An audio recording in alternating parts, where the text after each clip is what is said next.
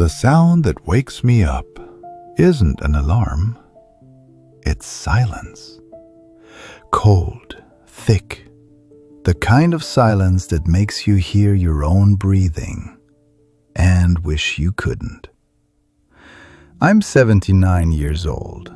I live alone in a house that used to smell like coffee and her perfume. Now it just smells like dust and regret. Her name was Margaret, brown eyes that turned gold when the afternoon light hit them just right. Soft hands that used to fix my collar every morning before I left for the mill.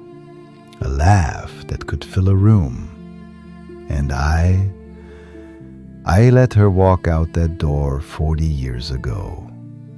Not because I stopped loving her, but because I was too proud, too goddamn proud to say two words. I'm sorry. I thought being a man meant never bending, never admitting I was wrong. I thought showing emotion was weakness, that saying I need you would make me look small. So I stayed silent, stood my ground, won every argument, and lost everything that mattered. Now I sit in this chair every night, staring at the empty spot where she used to sit. The cushion's still there, still indented from years of her weight, but she's not. She's been gone since 2003, and I never got to say it. I never got to tell her that she was right, that I was a fool, that every single day without her has been a punishment I earned. If you're watching this and you're holding on to some grudge, some pride, some need to be right, let me tell you what happens when you win. You get silence. And trust me, silence is the loudest sound you'll ever hear. I met Margaret in the summer of 1963. I was 22, she was 20. I worked at Henderson Steel Mill, 12-hour shifts, 6 days a week. I'd come home every evening covered in soot and sweat, smelling like oil and burnt metal, and she'd be there, sitting on the porch in that yellow sundress, 2 glasses of lemonade sweating in the heat. She'd smile when she saw my truck pull up. Not a polite smile, a real one, the kind that made me feel like I was worth waiting for. God, I took that for granted. In those early years, I thought love was supposed to be easy, automatic, like breathing. We'd sit on that porch until the fireflies came out, her head on my shoulder, talking about nothing and everything. I thought it would always be like that. But then, life happened. Bills, stress. My back started giving out from the mill work. She wanted to talk about things, feelings, plans, us. And I didn't know how. So when we started arguing, I blamed her. She's too emotional, I'd tell myself. She needs too much. She's making problems where there aren't any. The truth? I was terrified. Terrified that if I apologized first, I'd lose control. That if I admitted I was scared or wrong or human, she'd see how weak I really was inside. So I built walls, stone by stone, silence by silence. I remember one fight like it was yesterday. God, I can still see the whole thing. We were in the kitchen. She'd made pot roast, my favorite. I can still smell it. That rich, savory smell of beef and carrots and potatoes that used to make my mouth water the second I walked in. But I came home angry that day. Something stupid happened at work. I don't even remember what. And she asked me what was wrong. Nothing, I said.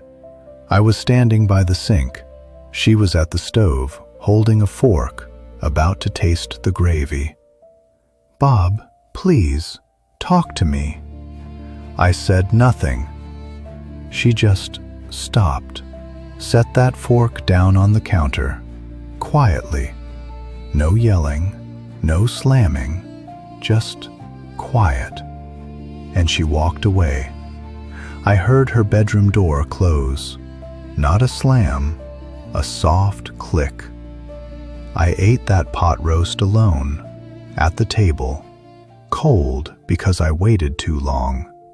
And you know what I felt? Proud. Proud that I'd stood my ground. Proud that I didn't let her control me with her emotions. What a goddamn fool. This went on for years. Different fights, same pattern. She'd try to reach me. I'd shut down. She'd cry. I'd walk away. Every time I told myself I was being strong, being a man, that real men didn't apologize for being who they are. But I wasn't being a man. I was being a coward. A coward too afraid to say, "I'm sorry." Too afraid to say, "I'm scared of losing you." Too afraid to say, "I don't know how to fix this, but I want to try." And year by year, inch by inch, I watched the light in her eyes dim. That smile that used to greet me on the porch, it got smaller, rarer, until one day I realized I couldn't remember the last time I'd seen it. But I told myself it was fine, that we were just settled, comfortable, that she'd always be there. I was wrong. The day Margaret left was a Tuesday, September 17th, 1985. I remember because it was our anniversary, 22 years of marriage. She'd been asking me for months, begging me to go to counseling with her. "We're losing each other, Bob," she'd say. "I can feel it. We need help." And every time I'd give her the same answer. "We don't need some stranger telling us how to be married. We're fine." We weren't fine. That morning, I woke up and she wasn't in bed. I found her in the hallway, standing next to a suitcase. Brown, old. The same one we'd used for our honeymoon to Niagara Falls. "I'm going to stay with my sister for a while," she said. Her voice was calm, too calm, like she'd practiced the words in the mirror until they didn't hurt anymore. I was putting on my work boots. I didn't even look up. "Fine," I said. "Go ahead." She stood there for a moment. I could feel her waiting for me to say something, anything. Ask her to stay, tell her I loved her, get down on my knees and beg. But I didn't. I tied my boots, grabbed my lunch pail, and walked past her out the door. I thought she'd be back in a week, 2 weeks tops, just needed to cool off, make her point. She never came back. She tried, you know. For years, she tried. She'd call on my birthday, send Christmas cards with pictures of her sister's kids. In 1991, she even invited me to coffee, said she wanted to talk. And every single time, I told myself I'd reach out eventually, that I'd call her back soon, that I'd apologize when the time was right. But the time was never right, because my pride, my goddamn stubborn pride, was always in the way. March 14th, 2003. I was watching television, some game show. I don't remember which one. The phone rang. It was her sister, Linda. "Bob, Margaret had a heart attack this morning." She was gone. Died in the ambulance on the way to the hospital. I wasn't there. I found out 3 days later. 3 days. Linda didn't call me right away because she didn't know if I'd even care. And the worst part? I didn't go to the funeral. Not because I didn't love her, but because I couldn't face it. Couldn't face her sister, her friends, everyone who knew that I was the reason she spent the last 18 years of her life alone. I was too ashamed, too proud even then to admit what I'd done. So I sat in this chair, in this empty house, and I let them bury the love of my life without me. And every day since, every single day, I wake up to that same silence, the sound of a life I destroyed, one stupid, proud choice at a time. So here's what I need you to understand. Being right means nothing when you're alone. Winning an argument means nothing when there's no one left to argue with. Protecting your ego means absolutely nothing when the person you loved is gone forever. I wasted 40 years believing that apologizing was surrender, that saying I'm sorry would make me weak, that admitting I was wrong would give her power over me. Real strength isn't refusing to bend, it's bending before you break someone else. If you're in your 30s right now listening to this, and you're holding on to some grudge with someone you love, let it go. Today, not tomorrow, not when they apologize first. Today. I don't care if you think you're right. I don't care if they started it.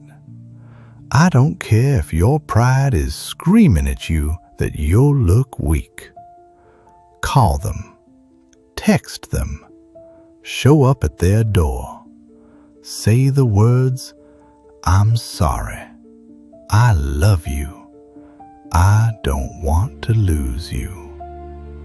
Because I promise you, there will come a day when silence is all you have left. And on that day, you'll give anything. Every dollar in your bank account, every year you have left, every breath in your lungs, just to hear their voice one more time, just to say what you should have said when it mattered. I can't do that. Margaret is gone, and I have to live with that. Every morning I wake up, and for just a second, I forget she's not here. And then I remember, and it feels like losing her all over again. Don't be me. Don't wait until someone is gone to realize what they meant to you. Don't be so afraid of looking weak that you become the loneliest person you know. The strongest thing I ever could have done was get on my knees and say, I need you. But I didn't. And now all I have is this chair, this silence, and a lifetime of I'm sorries that no one will ever hear. Margaret, if you can hear me somehow, I'm sorry. I love you. I always did. Before you go, I need to ask you something. Who are you punishing right now with your silence? Is there someone you owe an apology to? Someone you've been too proud to call? I want you to leave their name in the comments below. You don't have to tell me the whole story, just their name. Sometimes, just writing it down is the first step. And if this story hit you, if you know someone who's making the same mistake I did, send this to them. Not tomorrow, right now. Because tomorrow isn't promised. I learned that the hard way. Don't let someone you love learn it too.